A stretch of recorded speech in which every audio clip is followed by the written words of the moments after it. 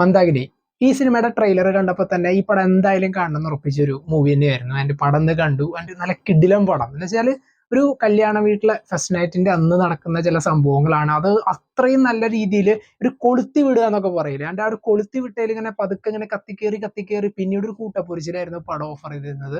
And ഈ സിനിമയുടെ എടുത്തു പറയേണ്ട എല്ലാവരും, കാരണം വെച്ചാൽ പെർഫോമൻസ് കാഴ്ചവെച്ചിട്ടുള്ള എല്ലാവരും നല്ല കിടിലനായിട്ട് ചെയ്തു. അൽത്താഫ് ആയാലും അനാർക്കലി ആൻഡ് മറ്റുള്ള സപ്പോർട്ടിങ് കാസ്റ്റുകൾ. എടുത്തു പറയേണ്ടത് ഉണ്ണിയളി എന്നുള്ള വിനീത് തട്ടിൽ ഡേവിഡിന്റെ ക്യാരക്ടറാണ്. വന്ന സീനുകളൊക്കെ സ്കോർ ചെയ്തിട്ടാ പോയി. കാരണം അമ്മാതിരിയായിരുന്നു. കാരണം മൂപ്പരുടെ ആ ഒരു സ്ലാങ് ഉണ്ടല്ലോ, തൃശ്ശൂർ സ്ലാങ്, അല്ലെങ്കിൽ ആ ഒരു അങ്കമാലി ഡയറക്ട്സ് തൊട്ട് നമ്മൾ ആളെ കാണുന്ന ഒരു സ്ലാങ് വെച്ചിട്ട് മൂപ്പര് ഇതിൽ അങ്ങോട്ട് വന്ന് ചുമ്മാ ഒരു ഡയലോഗ് വെറുതെ പറയുകയാണെങ്കിൽ പോലും അതിൽ നല്ല രീതിയിൽ നമ്മളെ ചിരിച്ചു പോകുന്ന സംഭവങ്ങളാണ്. കാരണം ഈ സിനിമയിലുള്ള എല്ലാവരുടെയും ആ ഒരു ഡയലോഗിലാണ് ഏറ്റവും വലിയ സംഭവം. കാരണം വെച്ചാൽ ആ സിറ്റുവേഷനിൽ അവരത് എങ്ങനെ ഡെലിവർ ചെയ്യുന്നു എന്നുള്ള സംഭവമാണ് ഏറ്റവും വലിയ രസം. ഇപ്പൊ അൽത്താഫിന്റെ ആയാലും ഇപ്പൊ വിനീത് തട്ടിൽ ഡേവിഡിന്റെ ആയാലും മറ്റുള്ള എല്ലാവരും. ഇനി ജിയോ ബേബിയുടെ ക്യാരക്ടറും അതെ, ജിയോ ബേബിയുടെ ക്യാരക്ടറിന്റെ ഒക്കെ ഒരു സംസാരമൊക്കെ വളരെ രസമായിരുന്നു.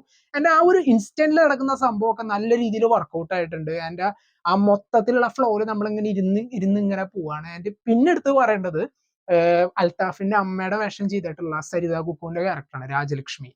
സൂപ്പർ ആയിട്ട് ചെയ്തിട്ടുണ്ട്. എല്ലാ ഫീമെയിൽ ലീഡ് ക്യാരക്ടേഴ്സിനൊക്കെ നല്ല ഇമ്പോർട്ടൻസ് കൊടുത്തിട്ട് വന്നവരെല്ലാവരും നല്ല സ്കോർ ചെയ്തിട്ടുള്ള ഒരു മൂവി തന്നെയാണ്. നല്ല രീതിയിൽ തന്നെ വർക്ക് ചെയ്ത് വെച്ചിട്ടുണ്ട്. 2 മണിക്കൂറിൽ നമുക്ക് ഇങ്ങനെ കണ്ടുകൊണ്ടിരിക്കുമ്പോൾ ഒരു സീൻ കഴിഞ്ഞ് അടുത്ത സീനിലേക്ക് കയറുമ്പോൾ തന്നെ ഓരോരുത്തർ വന്ന് എന്തെങ്കിലും ഒരു സംഭവം അലക്കുക, അത് നല്ല രീതിയിൽ വർക്കൗട്ട് ആവുക, അങ്ങനെയാണ് പടം പോയിട്ടുള്ളത്.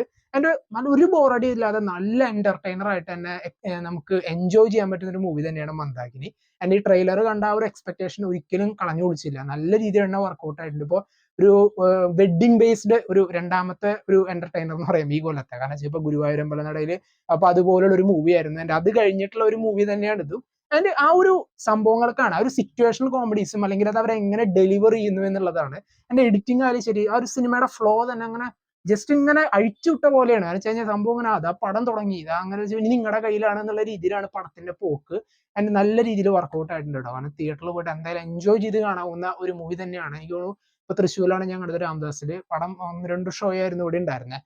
ബാക്കിയുള്ളിടത്തൊക്കെ ഉണ്ട്. ബട്ട് എന്നാലും നമുക്കിപ്പോ ഫാമിലി ആയിട്ടൊന്ന് സ്ട്രെസ് ബസ്റ്റഡ് ആയിട്ട് നല്ല രീതിയിൽ തന്നെ എൻജോയ് ചെയ്യാവുന്ന ഒരു മൂവി എക്സ്പീരിയൻസ് തന്നെയായിരുന്നു ഇത്. ഇപ്പോൾ ബാക്കി എല്ലാവരും അവരവരുടെ സംഭവങ്ങൾ നന്നായിട്ട് ചെയ്തിട്ടുണ്ട്. റോൾസ് ഒക്കെ ഇപ്പം പാട്ടുകളായാലും ശരി അത്യാവശ്യം നല്ല സോങ്സ് തന്നെയായിരുന്നു. ബാക്കിയുള്ള ആൾക്കാർക്കൊക്കെ എന്താ പറയണ്ടേ, നമുക്കിങ്ങനെ കണ്ടുകൊണ്ടിരിക്കുമ്പോൾ ഒരാൾ വരുന്നു സ്കോർ ചെയ്യുന്നു, അടുത്ത ആൾ വരുന്നു സ്കോർ ചെയ്യുന്നു, ആ ഒരു പോക്ക് തന്നെയാണ്. ആൻഡ് പെർഫോമൻസ് തന്നെയായിരുന്നു ഈ സിനിമയുടെ ഏറ്റവും വലിയൊരു ബാക്ക് ബോൺ. കാരണം ആ ഒരു സ്ക്രിപ്റ്റിനനുസരിച്ചിട്ട് അവരുടെ ആ ഒരു പെർഫോമൻസ് അവർ കാഴ്ചവെച്ചിട്ടുണ്ട്. അത് നന്നായിട്ട് തന്നെ സ്ക്രീനിൽ വർക്കൗട്ട് ആയിട്ടുണ്ട്. എന്തായാലും പടം തീർച്ചയായിട്ടും കണ്ടു നോക്കുക. പടം കണ്ടവർ നിങ്ങളുടെ അഭിപ്രായം കമന്റ് ബോക്സിൽ നോട്ട് ചെയ്യുക. കാണാത്തവർ മസ്റ്റ് ആയിട്ട് കാണുക.